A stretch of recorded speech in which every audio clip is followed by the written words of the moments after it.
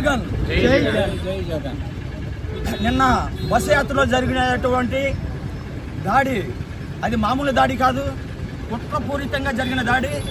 తెలుగుదేశం అలాగే జనసేన బీజేపీ ముగ్గురు కలిసి చేసిన దాడిగా మేము దాన్ని తీసుకుంటున్నాము. ఇటువంటి దాడులు భవిష్యత్తులో ఇటువంటి దాడులు మళ్ళీ జరిగితే దళితులందరం కూడా ఏకమయ్యి రాష్ట్రం నుంచి టీడీపీని తరిమి కొట్టే పరిస్థితి వస్తుందని కూడా మేము హెచ్చరిస్తున్నాము. ఒకటే గుర్తుపెట్టుకోండి, రాబోయే రోజుల్లో రేపు ఎలక్షన్లోనే మీకు బుద్ధి చెప్పే రోజు వస్తుంది.